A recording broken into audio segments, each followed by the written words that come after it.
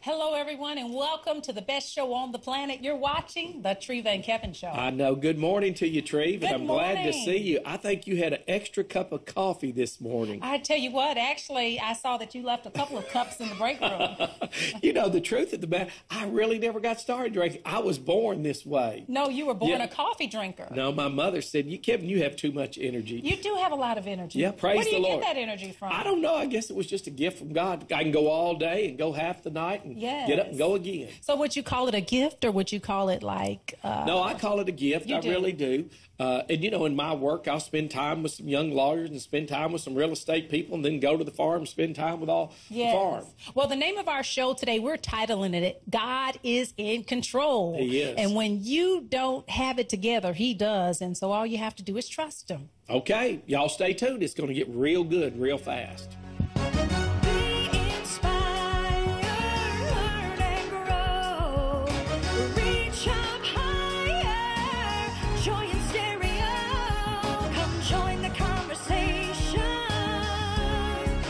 Treva Kevin Show. It's a brand new show, and thanks so much for tuning in. You know, Kevin, people let me know all of the time how much they enjoy watching our show. Well, I hear it quite often, too. Say, I watch you on TV. That's right. The TV. And I was just in Walmart the other day, and someone was singing our jingle and everything. Oh, no. It's Treva and Kevin Show. So shout out to Brittany. Yes. Hey, Brittany. Yeah. That song's still ringing in my ear. I love that jingle. She was doing good today. I'm telling you, it gets better and better. Yeah. We inspired her on the set when she got fired up and took off. She was fired up. So what fires you up during this time? What gets you excited? Well, really, you know, I get up. I have enormous energy, and I always have a project list. Okay. You know, I learned from the 1 Minute Manager, 1 minute every day, you should make a list of all the things you've got to do, and then you prioritize, and then we attack the list. And all my legal assistants, they always say, do you really have to get the list? I said, where's the list? Because when we run out of energy, pick up the list and it'll remind you of the things that has to get done. And there's always something to get done. Well, they say a person with a list is 25% more productive than a person without a list. I tell the viewing audience, make a list. And you get things accomplished. My husband would always say, Treva, you've got to write it down. And he was like a master. He was a master at writing things down. And that's one thing I greatly miss about him. And he was just so organized. And I loved his impeccable skills of organization. And organization is a great key. It's either you have it or you don't. I know. If you went into my office and saw my desk, and they always, I've seen your please, desk. That's enough. The truth of the matter is, you know, I get so much mail because I've got so many different businesses. Before you can finish your mail, there's another pile on, and there's another pile on. And so that's a challenge for a man like me. It's a challenge. So how do you stay organized in a busy world? Well, I have lots of help. Okay. And so I have some really incredible people that keep me on track. I love help that. me return calls, help me prioritize calls. Yes. If a judge calls, I take it. If a DA calls, I take it. If it's a big politician, I take it. And usually I take almost every politician's really in the time unless I'm in a crisis mode. Wow. And, you know, it's a great time where, you know, also you could be maybe you have someone that's on your mind, and you can pick up the phone and give someone a call. Absolutely. Let them know that you're thinking about them. I did that the other day. I was driving, and when I got to where I was going, I was thinking of someone, and I called that person, and the person just broke down in tears. It's like I had just been praying. I said, God, I needed a word of encouragement. I just needed to hear something. I needed to hear from someone. And it's amazing how God, He has the best listening ear when we pray. Well, you know, the Lord will lay it on your heart. You can be driving down the road. You've experienced it. I have too. And we're just driving, trying to get home.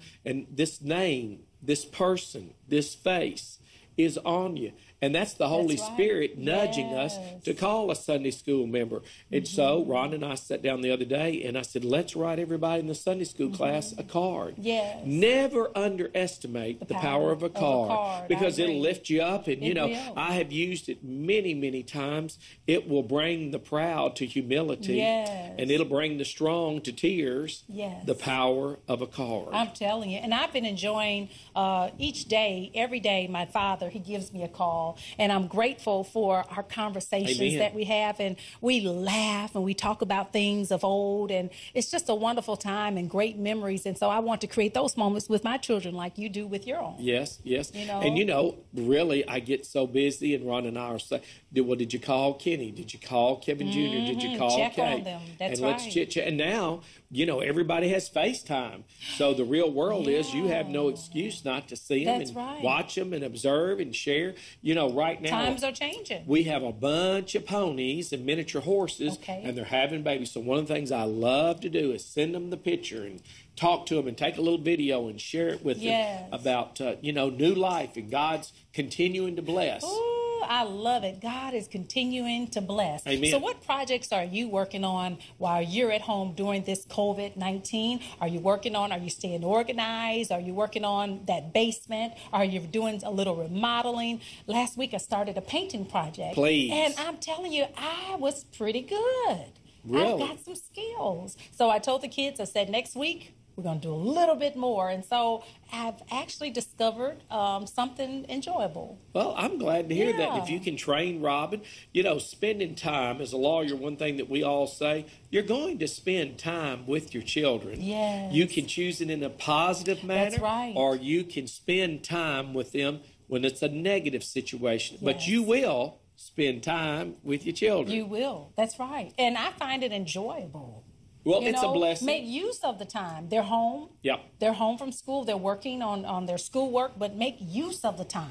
Well, there's nothing like training your own children. Yeah. The greatest electricians I ever knew, they learned from their fathers. The greatest plumbers there's ever been. Okay. And, for years in America, the lawyers, they always would ask, well, what did your father do on the applications to go into the law school? Because you've been around law. You've heard your dad talk about jury trials and judges' decisions. And so there's osmosis, just being around it, that it prepares you for a career in law. I love it. And so right now with everyone, they're going through a lot at this time. What do you think what's going to happen after this COVID-19 is Tell over it like it is. Kevin? I just did an interview. A prominent newspaper called me and said, can we do an interview? I said, turn on your recorder. Let's go. Yeah. That's the question that the reporter wanted to know about.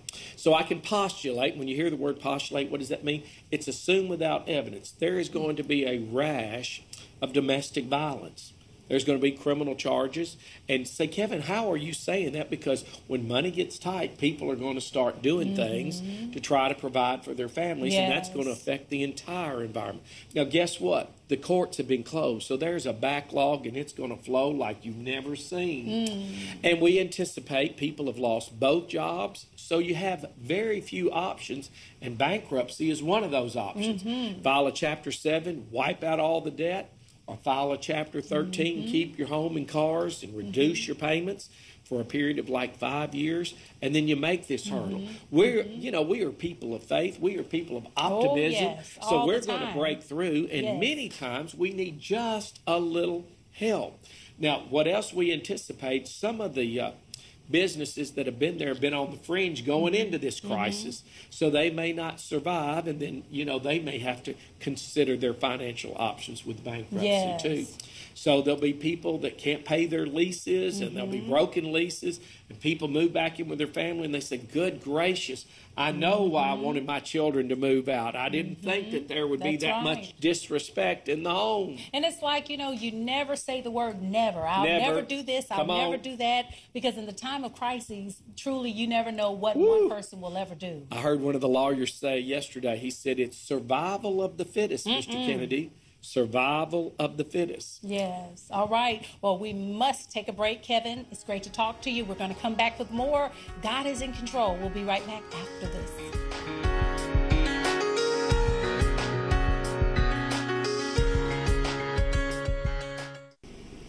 Where did Kevin go? Oh, my goodness. Hey, everybody. It's Treva behind the scenes. I want to say, let you guys know, the viewers, how much I appreciate you guys so very much, and also my awesome co-host Kevin Kennedy. Together, this show would not be possible if it were not for you. So from our hearts here, from the Treva and Kevin Show, I want to say we love you very much and continue to do great things. Thank you so much. Now, have you guys seen Kevin? I don't know where he went.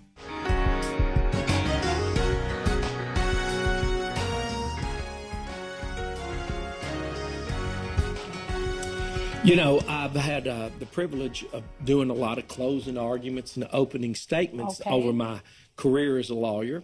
Some of the things I love to do is I love to share quotes. Some of my favorite quotes come from people who have experienced life before us. One of my favorite quotes is, "An ounce of prevention is worth a pound of cure."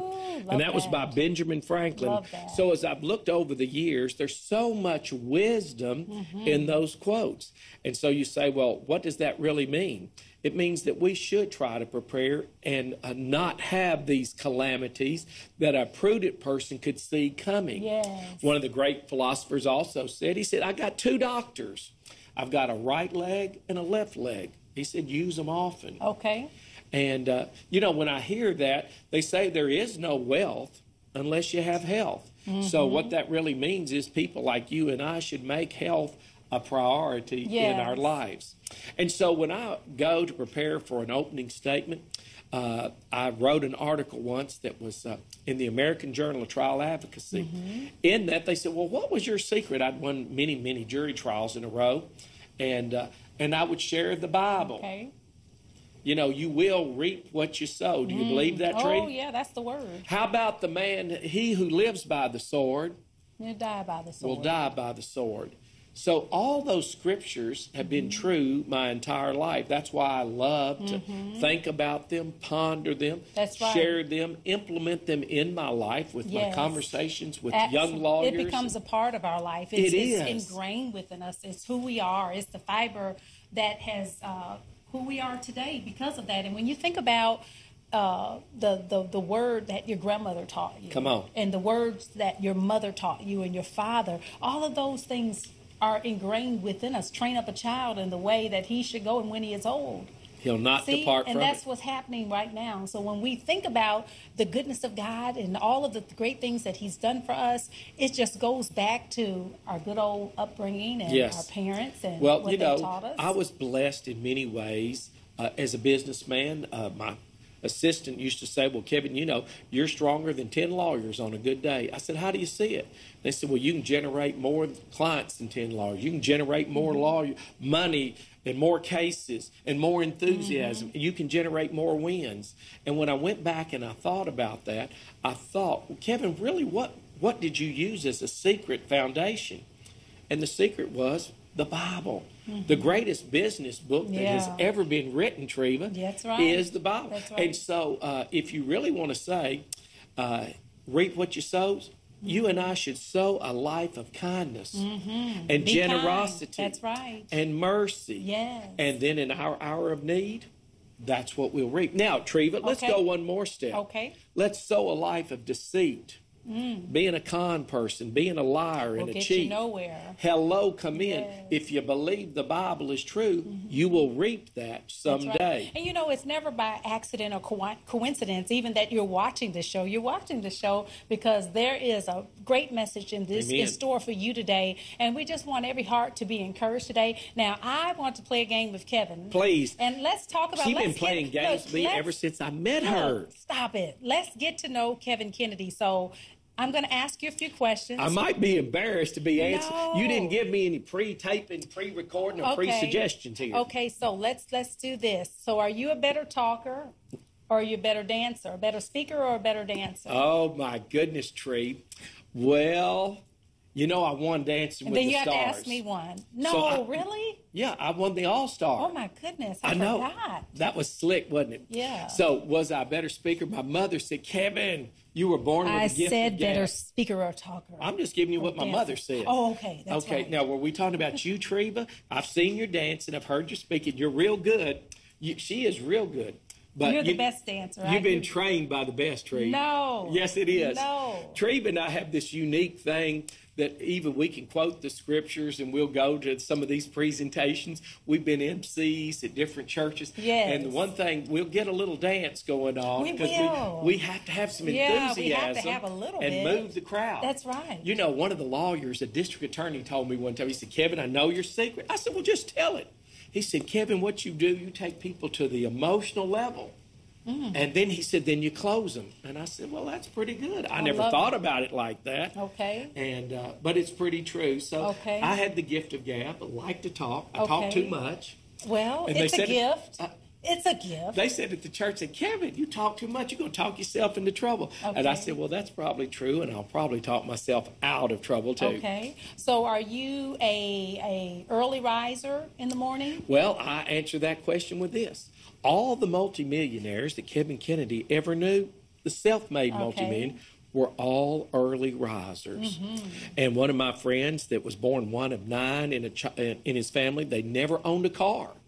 Now, they were really destitute. Yes. And, of course, he lives in a mansion, has a palace in Florida, but he's on the job at 5 o'clock every day. So let's follow what those wise and rich men did. It's true. And there's an old saying that goes along with it. It says the early bird gets the worm. Yeah, that's wisdom. What I heard. That's right. And, man, I've been getting up early since, for all my life. I know. Well, we had to get up early, stretch your day. Mama wouldn't let us sleep in. She said, get up out of that bed. I heard we had to get up. Yeah. And there was always chores. Always chores. Something. I said, is there ever not anything to do around There is never a time that we don't have something to do. You know, I have lots of cars, which was not really that good a decision, but then after you get them all, you got to wash them, you got to drive them, you got to keep them filled up with gas. I said, man, I work myself to death to get all these cars in and out. To keep them clean. Isn't it the truth? I tell you. So tell us also, so you have 3 children. 3 children. I have Kevin Chambliss Kennedy Jr., always wanted to have the 3rd, but that never did happen. And then Kenneth Lawrence. He's named after Rhonda's daddy, Kenneth. Okay. My dad, Lawrence. Okay. And then we have Caitlin Ruth Kennedy, and she's now in Lincoln. And she married into the Abraham Lincoln family. Okay. And they live in Springfield, Missouri. Okay. And so she has 3 little children, and Katie was a beauty queen. And we gave her all the best opportunities. We got her gowns. I'll never forget, we were at the Miss National Teen Pageant, Treva. Are you listening? I'm listening. And she said, Dad, we've got to get this expensive gown to compete on a national level. And I said, well, just how much? She said, well, Daddy, it is a Gucci. And I saw the price. I said, no, honey, that's a gotcha.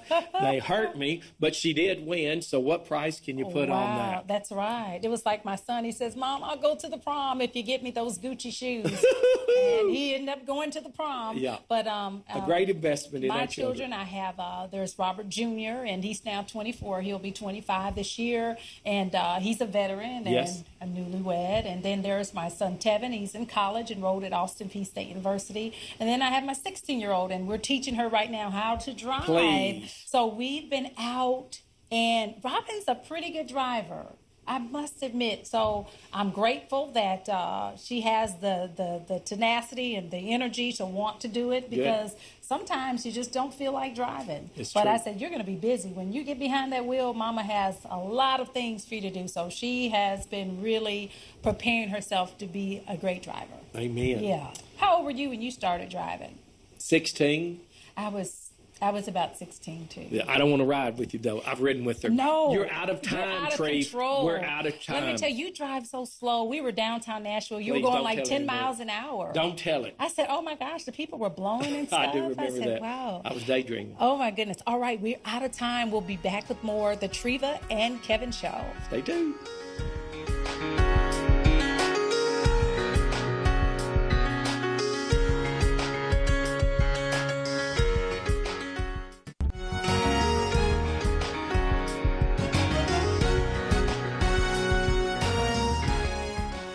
Kevin Kennedy back here on the Treva and Kevin Show. Marla, our great friend. I'm glad you're here today, Marla. But you got a question you wanted to ask, so just fire away. All right. How do you know which bankruptcy to file for, 7 or 13? How do you know? Well, that's good. And, you know, actually, Marla, there's several. There's a Chapter 11 for businesses, because some businesses are going to have some reorganization time. Okay. Chapter 7 basically is you wipe out all the debt.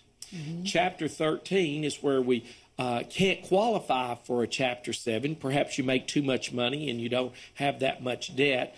Then the trustee in bankruptcy would say then you would fit in a Chapter 13. how you make those decisions, you go see a bankruptcy lawyer or one that specializes in that, and they can tell you the pros and the cons of each bankruptcy to your particular needs. Everybody's life is different. Everybody's credit situation is different. Everybody's income and debt ratio is different. So talk to a skilled person, and it can make a big difference. You know, there used to be a stigma about filing bankruptcy. Oh, it's horrible. Well, the truth is that stigma no longer exists.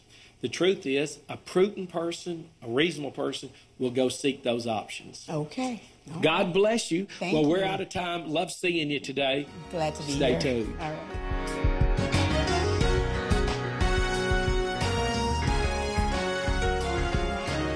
All right, Treva and Kevin Show. I am here with Kayla Hicks. Yes. Hey, Kayla. Nice to meet you. It's a pleasure. Thank you for working behind the scenes today and also being on camera. So, yeah, I heard you have a question. Yeah, so me being an aspiring artist and just being an entrepreneur, I just wanted to know what made you guys start the Treva and Kevin Show? I would say, well, Kevin's a talker, and I'm a talker, and we like to talk. I think we like to listen to each other talk. And so one day we were like, why not, let's have a TV show. And so actually I needed a co-host. Well, I wanted a co-host. I could have did it all by myself, but I really wanted a co-host. I said, who can I find who would just have that gift of gab? And as you can see, I found Kevin C. Kennedy. And so when I'm a little short on words, he picks up. And so we love doing the show, and we get to meet great people like yourselves. And so I would say it takes determination. It takes lots of drive, and just do what you love. If you don't love it, then don't do it. Does that make sense? Yes, perfect. So you're having a good time today? Yes, I'm really enjoying myself. I was telling somebody, I said, you and Kevin are like peanut butter and jelly. Oh, like. my goodness. Don't tell them that. Y'all match, and it's just perfect. It's definitely, I can tell the spirit. You guys are filled with the spirit, you know, and I'm grateful to even be a part of this. Well, so thank you. Thank you so much. All right. Well, thank you guys. We're going to wrap up the show. So it's been an awesome show. Continue to stay blessed. And next week, tune in and watch us, the Treva and Kevin Show. Thanks, Kayla. Thank you. Oh, man, this is awesome.